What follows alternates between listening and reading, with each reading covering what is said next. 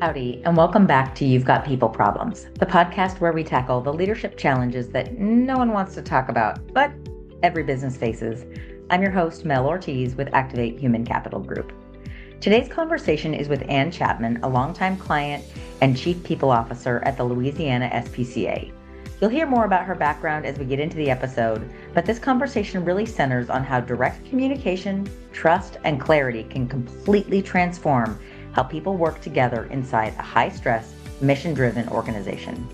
In this conversation, we talk about how feedback systems and permission-based conversations reduce conflict and confusion, how leaders can create a culture where issues are addressed directly instead of avoided, and how mission-driven organizations can stay accountable while still leading with humanity. Let's get to it. Howdy, y'all, and welcome back to You've Got People Problems. I am Mel Ortiz, and today my guest is Anne Chapman, someone who's a client but has become a dear friend. I love the work that they do at Louisiana SPCA. And Anne, do you want to clue us in a little bit about yourself and the organization before we jump into our discussion around the importance of being direct? Sure. Thanks, Mel. I'm Anne Chapman. I am the current Chief People Officer with the Louisiana SPCA. I like to say we're the number one shelter. I'm just going to stand on that. And we are a large organization in South Louisiana. We are out of New Orleans. We have intake. We do many, many, many different programs. So we currently employ just under 100 humans, all delightful. And our mission is really around community. Even though we do have a city contract, we do cover all the bases in animal welfare. So my history used to be the CFO and worked in public schools a lot, but always in the HR world. So when I moved into this, it's been a really exciting time for me to use PI, work with Mel, and really not only change the culture, but just, retention and recruitment and really meet people on a human level instead of just write-ups and all of the different things. So it's really been a fun time. In addition to the paid humans that you work with, how many volunteers do you think LASPCA also supports? So yes, there's three prongs to this. We have the paid humans, we have the volunteers, and then we have the fosters. So those are my two unpaid buckets. 30% of our animals are in foster. So we also have to right person, right seat, and PI some of them. Predictive Index, we'll get to that later. But we have to make sure that we have the right that all of them support our core values. So we probably have 100 or so fosters, and that's in a non-emergency moment. Other than that, the city opens up and everybody fosters. If it is volunteers, we're currently sitting around 100, and we expect that to go up. So it's very people-centric. So there's not, because we don't have days off ever, because 7 days a week, all the animals need to eat and do all the things animals do. So we have to have people to do that. That's not something we can automate. Amazing. So in an animal-centric business, it takes a lot of people to care for all of these animals. It does. And that's what makes it so challenging. It is incredibly difficult work. And so there's a lot of emotions a lot of the time. And part of what I can do for this is provide clarity in a high stress environment so that you know what you're doing and you can impact the mission. A lot of times people will come to my office with something, and my go-to is, are any humans or animals being harmed in this moment? No? Okay, well, let's take it to a 2, because we can't lose the plot. And if you know that is your main number one thing, whether it's a volunteer or a foster, then we can get there. Now, if that is the case, then we take it up to about a 10 and we go from there. But for the most part, it's really important to keep the one mission, not the 8 missions that your organization has, but you have one mission: people and pets. That's it. Sum it up. So It's so wonderful, which really goes along with our theme of being direct. And I so handpicked you for this discussion because I feel like you are probably my client I can yes. communicate the most directly with. The things we accomplish in 15 minutes sometimes take me an hour and a half with other clients. It's like boom, boom, so fast. Yeah, no, and you have to be able to, it's a learned skill. And I think I'm going to tell a fun story. When I was in my 30s, and I'm barely out, but when I was younger, I thought I was the most amazing HR person in the universe. And I sent an email to a principal of a school, And I told him all about what I thought about his recruiting practices. And it was bulleted, and I thought it was very well written. And this was before ChatGPT, so well done me. He replied to each line, and most of them said emotional irrelevant. And it was a very big moment in my professional career because I burst out laughing. One, I don't mind if somebody says, wow, that you're a little unhinged here. But he taught me really, you don't need to infuse emotion into everything. I wasn't being direct. He was willing to meet me where I wanted to be, but it was just too long. It was too much, and it had all my thoughts and feelings into it, and unnecessary. Doesn't mean that you can't have empathy. That is very much needed, and you need compassion, and you need professionalism and kindness. And if someone's crying in your office, you don't just toss the tissues, you kind of slide them over. But there's nuance. But I learned that early on, and I've always kept it with me. So when I got here, it was one of the things I had to help senior leadership and managers and all the way on down, like thoughts and feelings. Like, what is the issue? Let's get to the root of what we're talking about. What's a symptom versus an issue? And now let's address that. In 5 words or less, can you get to what is the issue? Right. And There's then we challenged them even more this year. Like, oh, right on, you got an issue? What's 3 ways you can solve it? Let's talk. And it's gotten to be fun. And I use humor in everything to de-escalate. If you can infuse a little humor in there, or at least, show them that you are also human too. And it's fine to have that emotion, but let's get past that pretty quick so that we can actually solve. Yeah. And whose issue is it?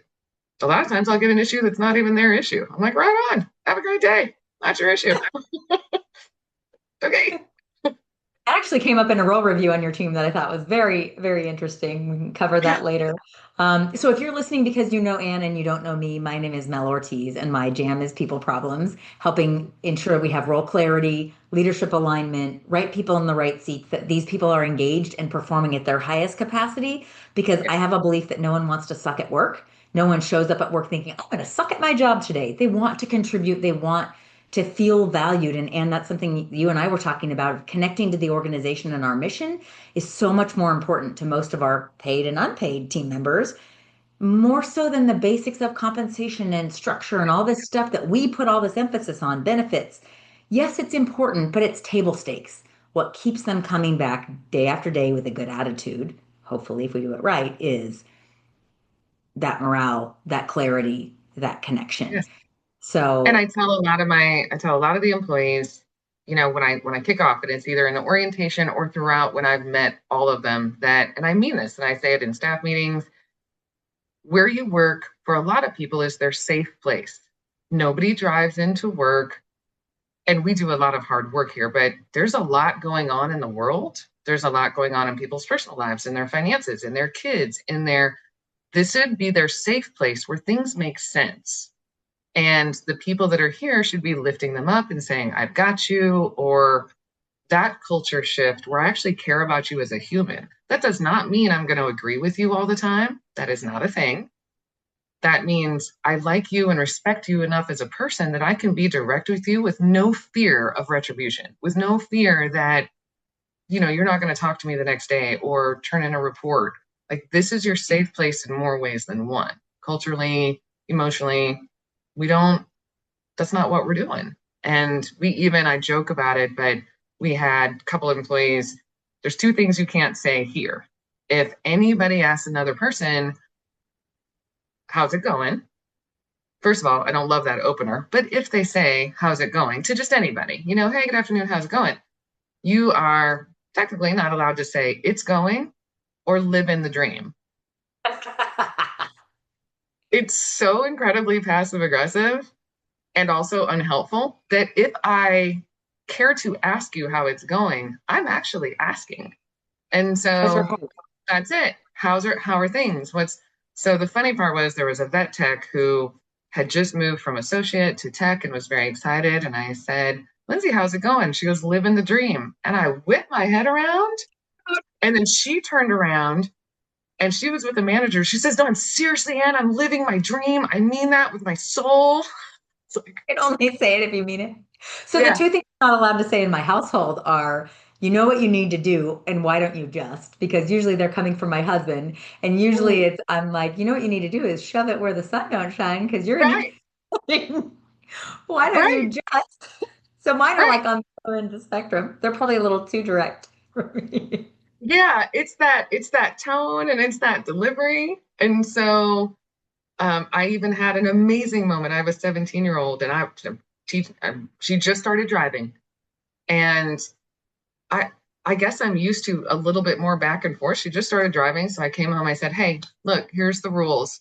This is your route that you can go on. You need to text me whether you're coming or going." I mean, she's literally 2 days in. God help me in New Orleans, the car, and she she's listening to me, but she's just doing this. And I said, "Look, I'm trying to have a conversation with you as an adult, and I'm just getting a lot of nodding." And she said, "Mom, the way you're presenting to me is as an authority figure. You are telling me how it's going to be, and I don't have any feedback because everything you're saying sounds reasonable. So I'm nodding." I'm like, I have raised an amazing human. So I looked at her and I was like, good talk. And then she said, if you wanna talk to me about anything else or shoes or soccer practice or whatever, then we can chat. But you flat out said, hey, this is how this is gonna be. And if there was something unreasonable, I might have said something, but I'm good with all that. And today I'm getting all these texts. I made it, going to practice. I'm like, oh, Ah, so yeah, but you can use all of this.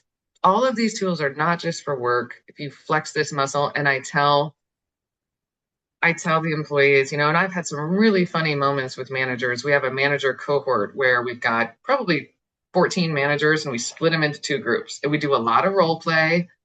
And I had to reteach them, stop doing role play like it's you. Do role play as if you are one of your employees because you're not learning anything. You're already at a level of here. And then they get to that's come such good up. advice.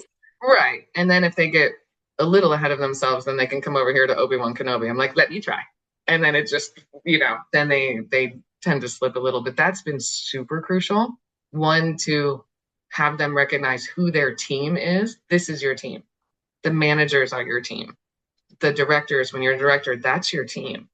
Not the people that report to you to make all these silos, but this is your team. And so now they go to each other and they ask because they're dealing with the same thing, just in different Yeah. places. And I'm like, And look we at can y'all. all emulate our team members the way they would respond, but going through those motions is so healthy for them to think about how would And Elizabeth speak respond? How would Becky respond?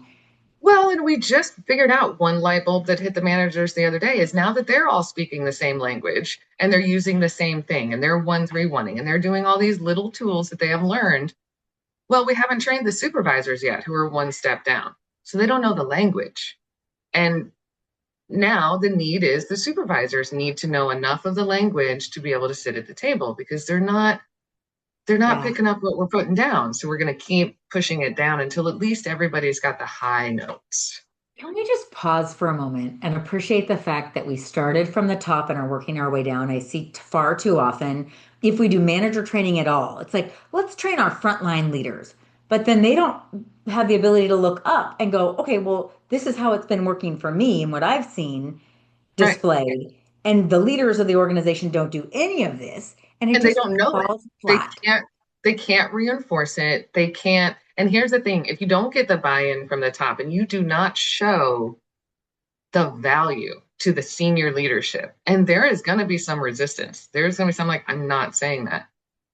You need some strong people at the table to be like, then we can go no further as an organization. I went into a staff meeting once, and sometimes I say faculty because I come from the school world, but regardless, I went in there and, every now and then you have to get their attention. And I let them know, like, if the Louisiana SPCA, wonderful, been here over 100 years, delightful, you are average. And if we are trying to be average, we are knocking it out of the park. We are just the best average organization I've ever seen. It's like, but I do believe we want to be number one. You have to put a little challenge. You have to challenge, like, we need to do better. And that means we need to communicate better. If it's people centric, little things. After about the third email back and forth between you and a coworker who's 2 seconds down from you, get up and go see what's up. I'm like, hey, how's it going?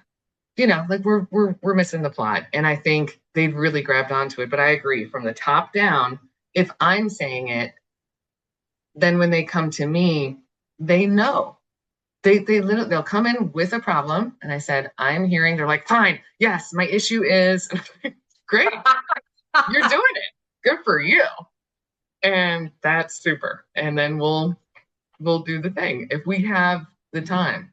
And I'll even walk by and see them trying to figure something out. And I'm like, we just did this. We literally just did this. So you can, and they have fun with it. They have fun with it.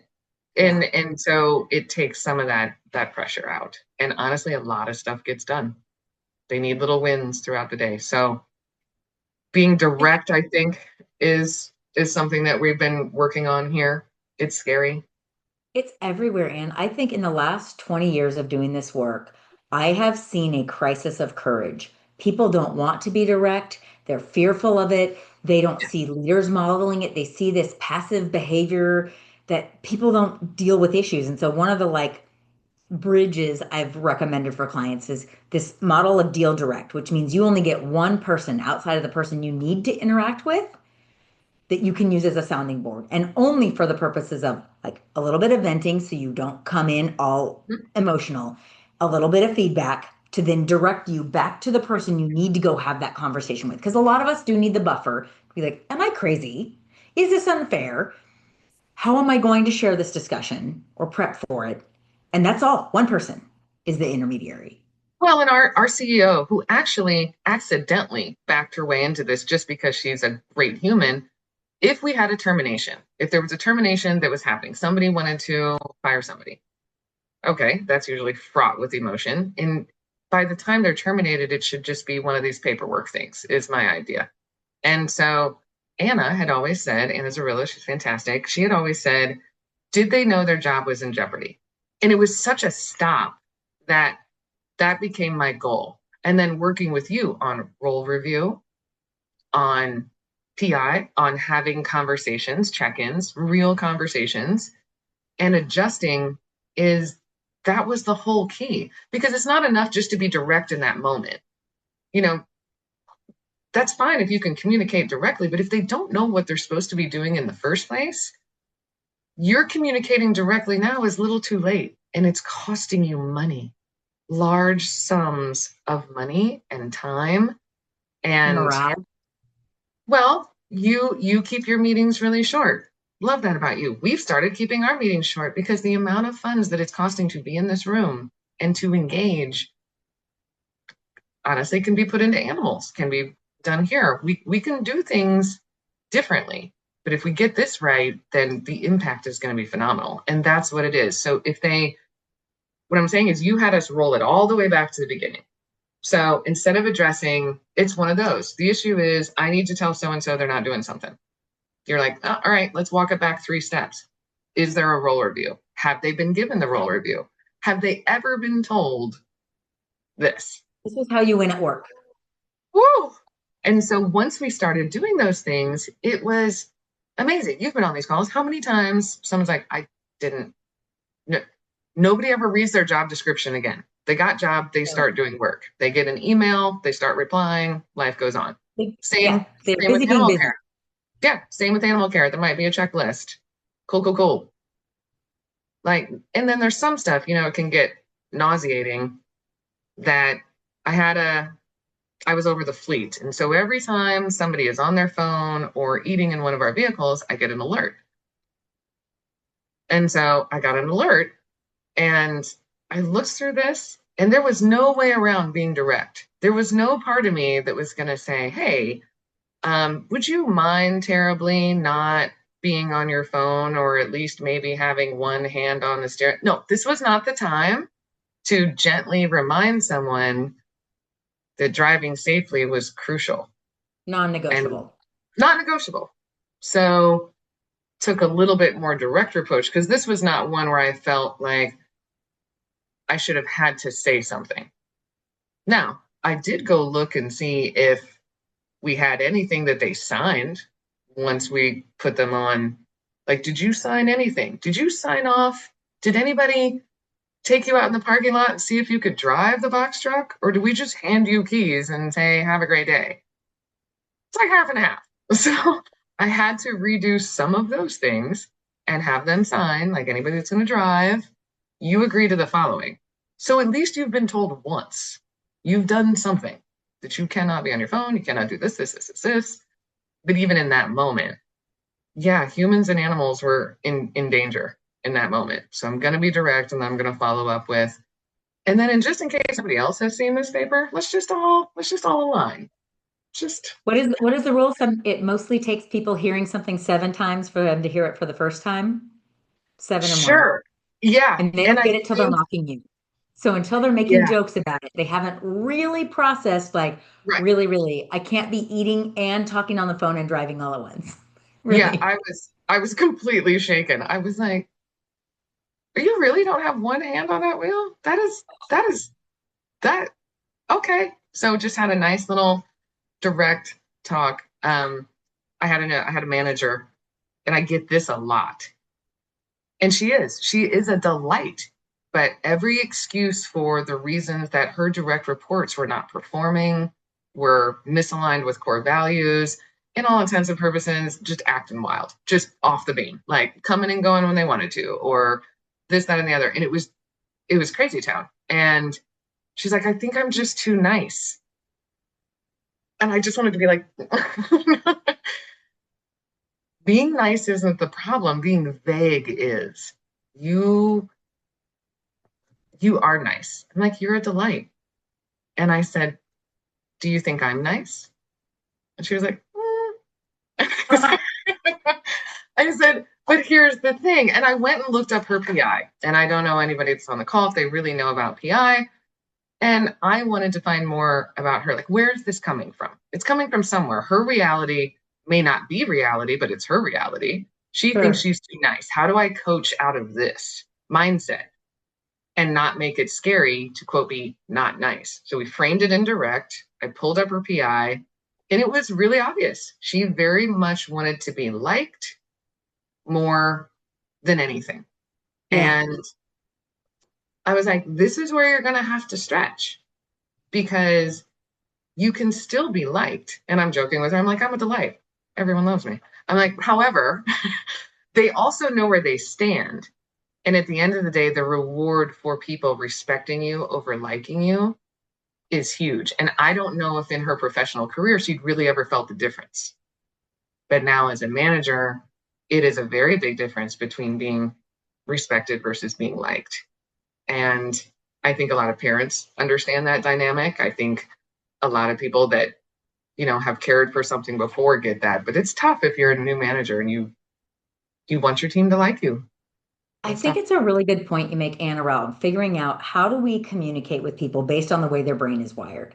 I have a similar story with an individual contributor on a team I had years ago, and he really wanted to be liked. So he'd tell stories and jokes, and he was driving the team crazy because they were workhorses and they got Yeah. a lot done. And I sat him down and I said, Andrew, people like you when you get a lot done here.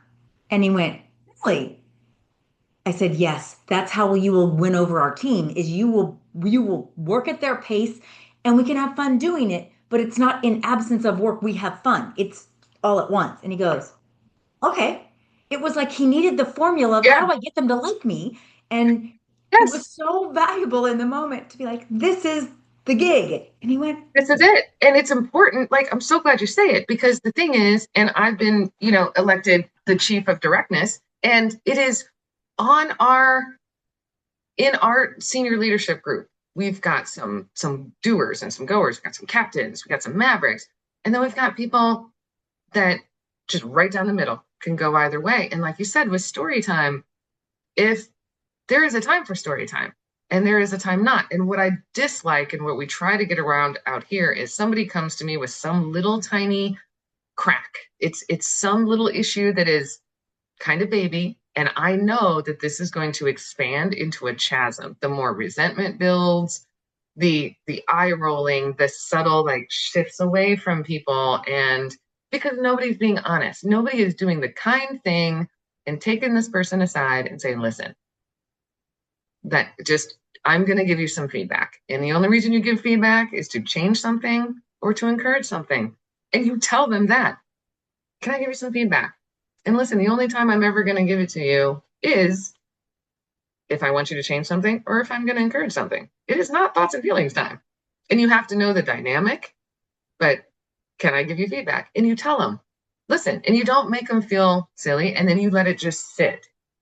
Because there's a world in which people are like, oh God, does everybody think this? No, I'm giving you feedback from what I observed. I do not speak for anyone else in this organization.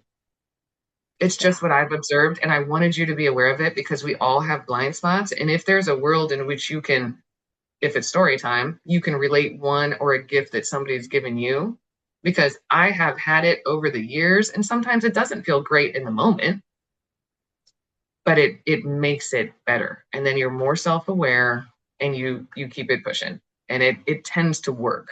And so there is that, let's address this real quick before it gets to Wiggletown, where now everybody's just in a thing. And it could have been as easy as, hey man, we have 5 minutes to get through personal and professional best on this system that we're on.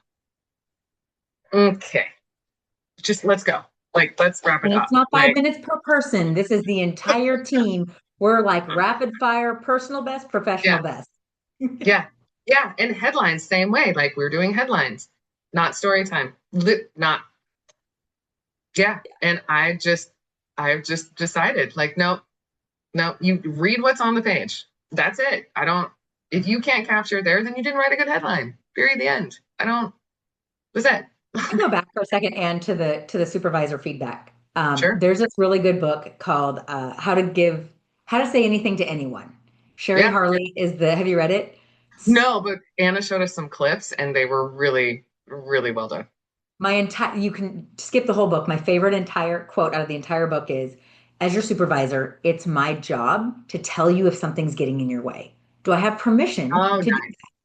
And whether we get that permission day 1, day 500, whenever we ask that permission, employees are always going to say yes. They want to know what's getting in their way. And also they want to not get fired. So even if they don't really want to hear it, they'll say yes anyway. So then we have a permission slip. And whether we go back later that afternoon or 2 weeks later, whenever, say, you know how we talked about the permission to tell you what's getting in your way? Today's the day I have to tell you about that stuff. Whether it's body odor or the way your manner of speaking, whatever's discrediting you or drawing back from you doing your best work. It's like this amazing way to open people, like, let me give you some feedback. And also you gave me permission to give you this feedback, which tells me you really want to learn and grow. And it like unlocks this ability to tune in and listen. And it's like this alert, hey, something's coming your way. And they go, okay, what is it? And it also builds trust.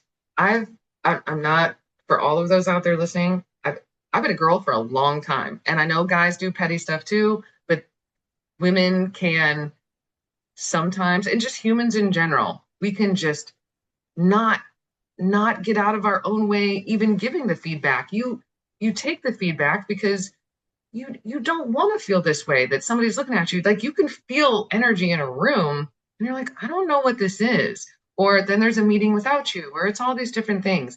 I had a wonderful experience with somebody that they sent me an email, and actually they sent it. I've had a few, but this one was so well done, like that top down. I'm going to go back to it. Had an employee send an email to the CEO. You can send an email to the CEO, knock yourself out. Do so. It's open door. Sends an email with the most thoughts and feelings I've seen on one page. And it went on. And a lot of it was to the CEO, what she should do, what she shouldn't, And Anna handled it brilliantly and said, because we flex this muscle all the time, dear human, it appears that you are trying to give me feedback. The way we give feedback, didn't address not a word of what was said. Not one word of that email was addressed. And it appears that you're trying to give me feedback. The way we handle feedback in this organization is the following. We want something to stop or start. This email reads a bit confusing. Please schedule 15 minutes on my calendar and I will be happy to go through our process, which we have already done in manager training. Look forward to it. I'm like, My work here is done. I'm done. I'm done. And so we took that. And while it was a moment that was celebrated, the employee did within 15 minutes was Because up they have a there. process and permission to have the conversation. And when you say 15 minutes, you better get your act together and have something very specific you want to say. Well, and that's because we reaffirmed, we reintroduced, look, you've learned this tool. This is how we give feedback. And it's on one thing. It's not on 50 things. And it is what you want me to change. It is not a feedback sandwich of, I think you're a great CEO, that moment. I think you're great and I love your leadership and thoughts, feelings. But I really wish you wouldn't walk. Literally, it was don't walk through the isolation. So we have ISO, we have dogs and cats in ISO. All she was saying is, please don't walk through ISO without putting boots on your shoes. That's it. That's the end of it. 76,000 lines later and 70 salutations. Like, this is not necessary. And And Anne, if we so, can pause a minute and think about for this employee, how much time and energy went into this email, the yes. resentment that came from it, the complaining to peers, the writing and rewriting of the email, Mhm. probably ChatGPT'd it a couple times too, and then got the courage up to send it. It's like, wait, we have a process for this. Right. We have a process for this. Yeah, we have a process and nobody's immune to it. Doesn't mean anybody can come to me and say, Anne, can I give you some feedback? Now, I'm like, absolutely.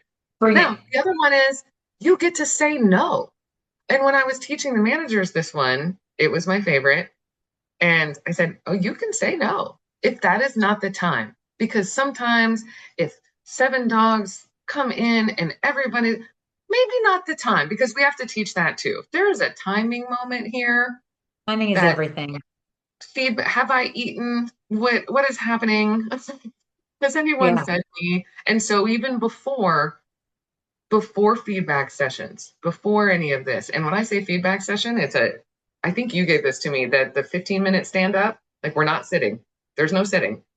There's not a meeting. We're going to have a little moment, but we're not going to, Have an exchange. yeah, we're going to just give you, but I love that all of this for me, and at least here, comes back to trust. You have to trust the people that you're working with to communicate directly with you, to not hold things back, to use some judgment around timing, and directly. Because another thing we do here, another one of our rules is we don't talk about people, we talk about issues. That's it. And they're like, oh, I love to push back. But what if the person's the issue? Keep going. I guarantee it's not. What's the issue? And so you just keep pushing past the person to the issue. Like, remove person. I like to just put them over here. They sit right here.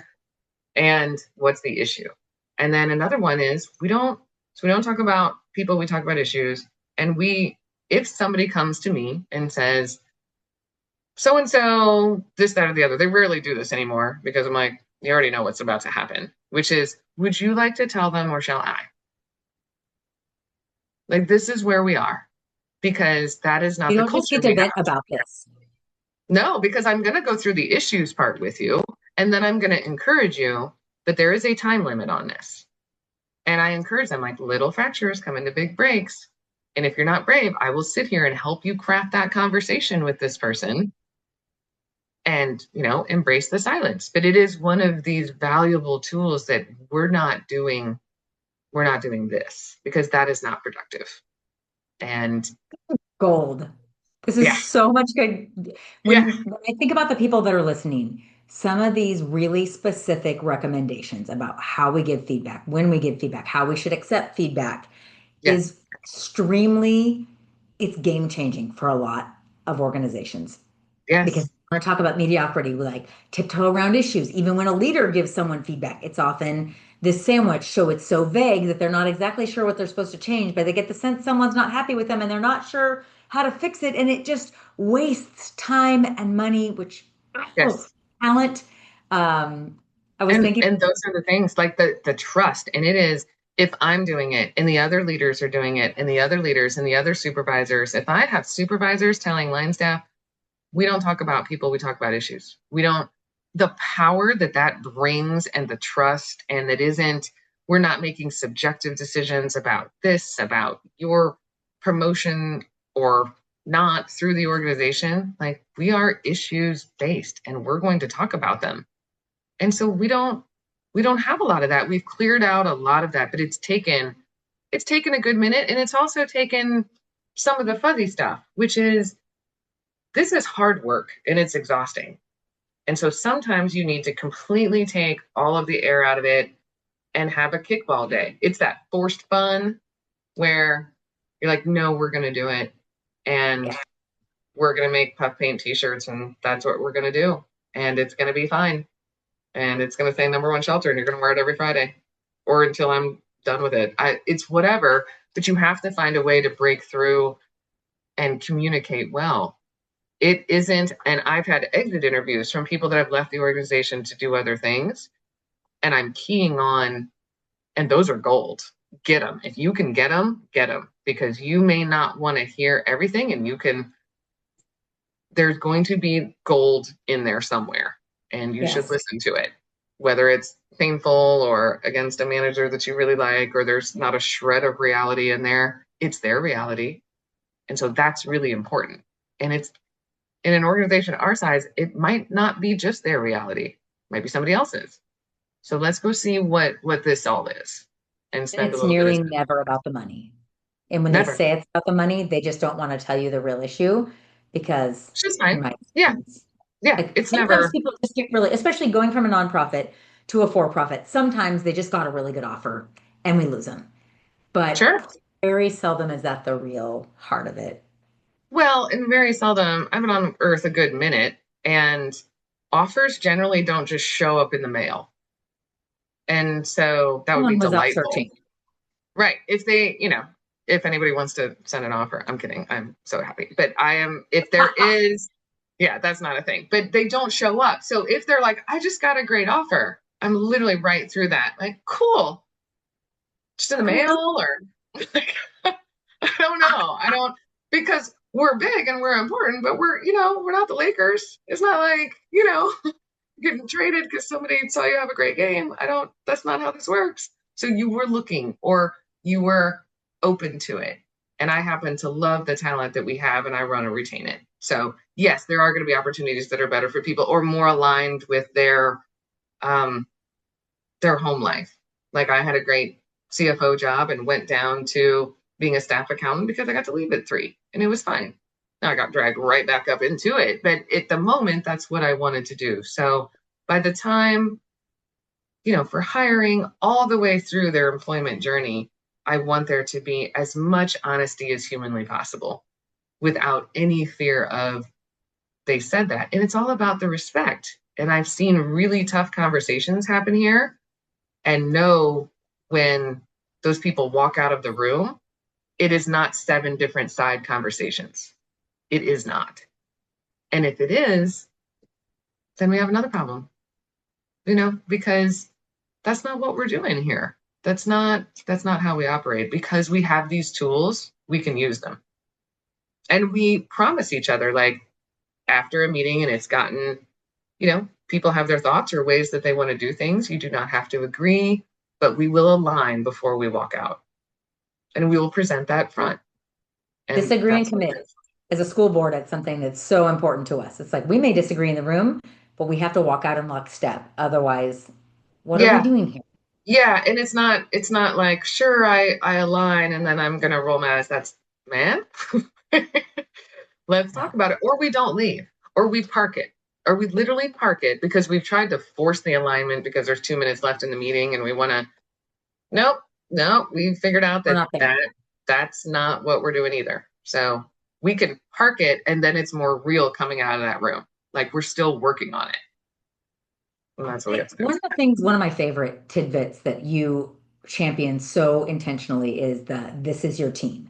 Your peers are your team, not your department, not your group, not your work team that reports to your span of control is not your team. The people at your level are your team. And if we can remember that, so many of the silos just disappear in the organization. We're looking out for each other. And so many clients that I have right now are really struggling with these silos. It's like, that's not your team. You're championing this cause for your team members, but you're looking at the wrong team. And so that's something I hope people really take out of this And you can discussion. say it like it's your first team, second team. It's different. Now when I'm in finance, or was, like, it's under that kind of finance umbrella. Now I'm in the people umbrella, but we did have a team and we had finance meetings. So it's really easy to be like, we're a team. Marketing has a team. Animal care has a team, the doctors. And that's fine. That's fine. But if you show in some way, that's why it's important to have a manager cohort. People dealing with the same things are much more likely to talk, have ideas, come to the table, brainstorm, because they're all Support on the each same other. level. Right. Yeah. And that's why the managers had a t-shirt. It's also good to identify when you have almost 100 people and new people are coming on all the time, you can give, lanyards are big. I'm not a huge fan, and you can't use them in animal welfare because for obvious reasons. Like, it's just, yeah, dog and chain, not a thing. But if you can do t-shirts or you can do badges or so some identifying, that's my squad, and then there's ways to do this in recruiting where, like, all the managers, they all got an LASPCA backpack. Man, they thought that was the best. Like, it that worked they just thought that was the best thing ever invented. And then you do stuff for line staff and they have their own, like, they're their squad. And it's kind of fun. It's like in schools where it's like, yes, we're all teachers, but I'm middle school and I'm under school and I'm pre-high school. And so you have different teams, but we really, really focus on, at senior leadership, we're like, this is your team. So you can either make those 4 managers happy, but you rock with us. And so there is this accountability to your team. And you don't want to break that trust, because that's the team that's really going to hold you together. And so, but that being direct, it is such a gift. And if you can weave some humor in there and understand that there's probably a thought or a feeling, when I do all right, what's the issue? You get an issue and you get 3 things to solve it. And I don't care what they are. There's no bad ideas in brainstorming. There's terrible ideas, but they just let them rip, because they're usually coming heated. They'll say the issue. Yeah. I'm like, what's the solution? Well, I could quit. I'm like, there's one. Like, Okay. What else you got? There it is. There's one. Yeah. I was like, what else you got? Well, I could. Okay. Yeah. And they'll get there eventually, and so now it's kind of a running joke that the 131 is like, we've already got one out of the way. One is, I'm going to quit.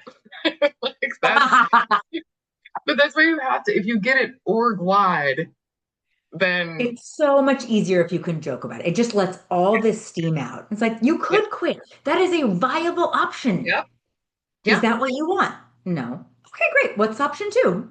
right, And right. yeah, this is You can pull the amazing. fire alarm. I don't know. There's all sorts of things that can be done. Yeah, I enjoy. But we have to get to, now let's get to reasonable. And most people, once they feel heard, but I really, circling back to what Anna did, was it's so powerful. You don't ignore. She could have decided to be, oh, well, here's this employee again sending me this message and I'm not going to deal with this. And no, hard stop, hard stop. If that's where your brain is, stop, just adjust, because now it's you. It's not them anymore. You are now officially part of the problem. Yes. So that's that self-check for managers. I'm like, whoa, you had an opportunity here to be a part of the solution, and yet emotions got in your way. So let's, and I say any of those, we use that phrase a lot, like, that's beneath you. That's beneath us as an organization. That's not part of our core values. That's just not what we do here. Talk about No, a way to establish an expectation. That's beneath you. Is that's there's beneath 2 you. things that make someone go, Oh, yeah, like sit oh, a little taller, shoulders back. Oh, oh, you have a perception of me that's higher than this. yeah. And And I want you to maintain it. And this is not reflective of the person that you are. So I'm going to give you a minute to get some fresh air and we're going to regroup, because that's not who you are. And that's not what we hired. There's no universe in which one of those is our core values. So petty ain't on there. So that's not it. But Yeah. yeah, we do Oh, other things. and the first time I saw your predictive index profile, I said, "Can we move this woman to the people side?" Yeah, And Anna it's been said, that's a good question. And we're on the yes. other side of that. And hearing you today, and really every time we interact, is so validating that you are the right person in the right seat. And this is really what I aspire to and have for the last 20 years is to help people find their way to the right seats because the contributions are exponentially higher. Like, not that you weren't great in finance, but there was value being left on the table for the organization. And it's so fun to see you thrive in this role. And Kevin's, and the person that became the CFO, it is a weird moment to be in a place where I think I told you the story. Remember, we went to EOS summer, and once again, sometimes you're like, oh, Anne, and we were doing right person, right seat. And of course, I got to throw that elephant out there. And I said, well, if we're doing this for everybody else, sitting up here in judgment and all of this right person, right seat, which is great. I'm like, are we going to do this for ourselves? Okay, nobody really wanted to really do that a lot. And leaders don't want to do that, but they should. And they should do a role review. And it is scary. And that's where, and if you trust your team and you have built that team to be like, and I told them throughout the whole transition, I'm like, I am terrified of this because I know finance. I have been doing finance. I couldn't even explain to my parents what it was a moment. And so I trusted my team and they were like, this is the right seat for you. You get fuel for this. This is what you're going to bring to the organization. I had to figure out how to quantify it, but it was the right move.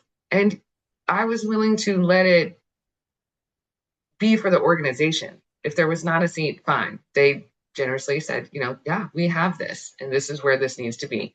So it worked out. And I guess for all of the people out there, do it. Do the right person, right seat. Do the role review. It will open your eyes to everybody in there. And if you're in this position, nothing feels better than watching an employee very much understand what they do and know before even going in to speak to their manager or supervisor that they're doing what they're expected to do and they're doing well. Or you remember when you had one of our employees grade themselves? Most of the time they're honest. What do you need? Yeah. Now I know how to help you. I am over here throwing jello at the wall. Like, I'm trying to give you, professional development. You don't need that. You don't need that. You literally just need to, it's something else. And so you're just at this impasse. And so that has been so crucial. And then doing the PI and using it in a way that is not restrictive to recruiting, using those tools we've added every time we've done it and done a PI with someone, which is now, by the way, everybody love us. So if you apply, it's just part of the application process. This is what we do. And we use it to get the interview questions that we haven't thought of specific. So it is literally a tailored interview for that person, which I think is so much more powerful for that role, for that person. We can ask good questions and accidentally people are starting to learn it. My managers are starting to learn it. They're starting to see how the job target, they're like, well, I don't know if they're super driving. I'm like, oh, I'm like, well, you know who is? Me. And so and then we talk about it. We had a fantastic conversation about where to put a job target. And the manager of adoptions was going against everything Jesse and I thought should be in that role. And she's like, trust me, I do this. This is what I know. This is what I know it needs. And I said, is it what you need or what the organization needs? And we danced because I was like, I need you to remove you. And but we can have those conversations because we're being direct. I'm not going to ask that question because we've had 18 million trust falls with feedback and directness, and she has her own role review. So you're getting to it. And now we're going to get the people that take us to the next level and feel good. Because again, this is people's, it all said and done, this is their safe place. This should not cause any more stress. I don't want people to come here outside of just regular being in an animal shelter and the stress that is, where I'm like, why are 10 dogs barking? What is happening? But outside of that regular stress, I don't need you to be like, I don't know if I'm doing a good job. I don't know why I'm here. I don't really know anybody or sit with anybody at lunch. Like, no, no, no, this is not freshman year at the new high school. Like, these are adults. These are your And people. these are your people. This is your team. I had a staff meeting, and of course I played some music and whatever. And I just got some feedback from a new employee. We went to a vaccine event. She said, I went home and told my husband, I've never, ever been at a staff meeting like that. I've never seen anything like that where the different departments, stood up and shouted out each other. And it was from line staff to wherever, to all over the place. She's like, she goes, and I just sat there. And I was like, I don't know what's happening. And now they dance. And then I'm like, okay, good talk. Have a great day. Here's your wellness flyers. Like, I don't care. Thank you. So, yeah, I hear you. Oh. Well, I'm so appreciative for your time and your stories and your directness, because it really matters. And there aren't enough people who are banging this drum. And the more that we teach them that it's not scary, and that it is adding value, the better off I think the whole world is. So thank you. If people want to reach out to you about Louisiana SPCA, if they want to contribute, be a foster, be a volunteer, or a team member, what's the best way to reach the organization? Sure. Again, I'm Anne Chapman. You can reach me. We have a website, and it's www.laspca.org. And on there, you can find leadership. You can reach out directly to us. We have a volunteers page. We have a foster page. You can sign up there. You can also reach out to me directly. Love to have conversations like these. Like, hey, I had an employee do this. I recommend they check with you first, because I'm still learning. But if they wanted to, I'd be definitely happy. You can reach me through the admin page. I think I'm still the CFO, which is hilarious. So we're getting there. But I have enjoyed it. And I think, my takeaway is being direct. It's not scary if it's done with compassion. And the overarching thing is I care about this person as a human, not as my director and my supervisor, as everybody's just out here trying to get it done. Just doing their best every day. It's just doing their best. Isn't that good? And sometimes we don't. Sometimes it's a swing and a miss. And if they do, that's my final one, is if they do a swing and a miss, they tried. And then you have another opportunity to be like, well, this is how we walk things back. This is how the trust is broken, and this is how you're going to fix it. And that takes time. And so those direct conversations there, not only from the CFO side, where this is going to improve your bottom line in a way that you can't even quantify with every little metric that you do. It's just going to make the room feel better when you walk in. It's going to make the building feel better. It's just going to feel better to come to work when you do stuff like this. Awesome. Well, thank you, Anne. If you're listening because you know Anne and you don't know me, and you want to explore some of the tools we talked about, the role review, the predictive index, you can reach me through activatehcg.com, or I'm pretty active on LinkedIn. So look forward to future conversations and future episodes of You've Got People Problems. Yeah. Thank you. Well, that's a wrap on this episode of You've Got People Problems. If you got something out of the conversation, make sure to subscribe, leave us a review, and share it with the other leaders in your network, because let's face it, we all have people problems. You can watch full episodes on YouTube or listen on your favorite podcast app. But either way, thanks for listening, and we'll see you next time.